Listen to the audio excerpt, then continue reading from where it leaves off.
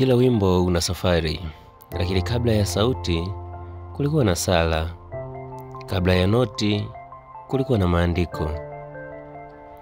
Karibu katika tafakari ya kipekee ya maneno yaliyoandikwa kwa machozi, kwa matumaini na kwa neema. Hiki ni kipindi cha kabla ya mdundo. Leo tunaanza na wimbo ambao umetafsiriwa kwa lugha zaidi ya 1000 duniani. Wimbo ambao umeimbwa kwenye mazishi, gerezani, vitani na kwenye madhehebu mbalimbali. Amazing Grace, how sweet the sound. Neema ya ajabu, sauti yake yavutia. Kabla haikuwa neema, ilikuwa giza.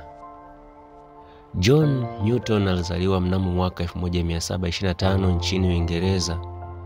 Baba yake alikuwa nahodha wa meli, na John alianza safari ya baharini akiwa na umri mdogo kabisa. Alikulia katika mazingira ya baharini ambayo yalikuwa ni mabaya, yasiyo na dini na yenye ubabe mwingi.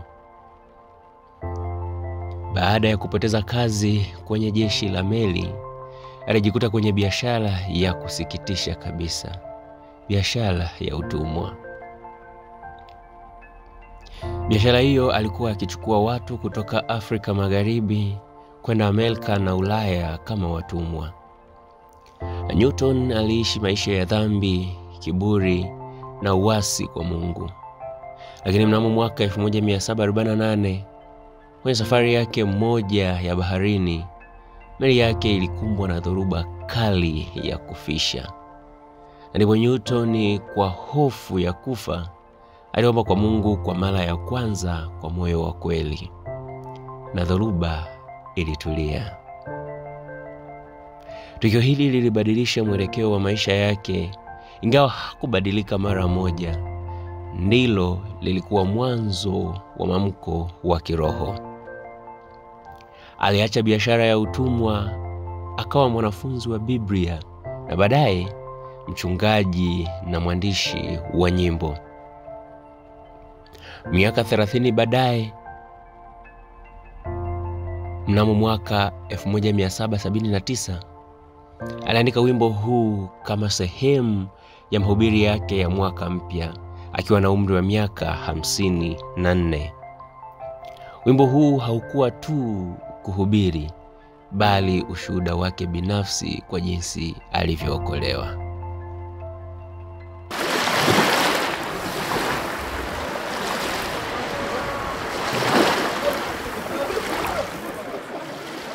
Katika maandiko yake ya baadaye aliandika, "Najua jambo moja, nilikuwa kipofu, lakini sasa naona." Maneno hayo yakawa sehemu ya wimbo wake. Wimbo huu umejengwa juu ya maandiko kama vile Waefeso 2 fungu la 8, "Kwa maana mmeokolewa kwa neema kwa njia ya imani, wala si kwa nafsi zenu, ni kipawa cha Mungu." Timotheo wa kwanza 1 na ile fungu la 15, "Kristo Yesu alikuja duniani kuwaokoa wenye dhambi, ambao mimi ni wa kwanza wao." Na katika ile fungu la Luka 15 mstari wa 24, "Alikuwa amekufa naye amefufuka, alikuwa amepotea naye ameonekana." Ellen G. White, mwandishi maarufu wa vitabu vingi ulimwenguni, aliandika na kusema, "Neema ni fadhili isiyostahiliwa, ni nguvu ya Mungu inayomrejesha mtu kutoka upotevuni hadi utakatifu." Ni katika kile kitabu chake cha Steps to Christ, ukurasa wa 12. Na pia aliandika, "Miziki ya kweli ya Kikristo huamsha moyo, huleta toba, huinua roho na huandaa mtu kwa maisha ya milele." Katika ile kitabu chake cha Messages to Young People, ukurasa wa 291. I once was lost, but now I'm found. Was blind, but now I see. Maisha ya John Newton yalidhihirisha mstari huu, lakini siyo yake tu. Huu ni mstari wa kila mtu aliyepata neema ya Kristo.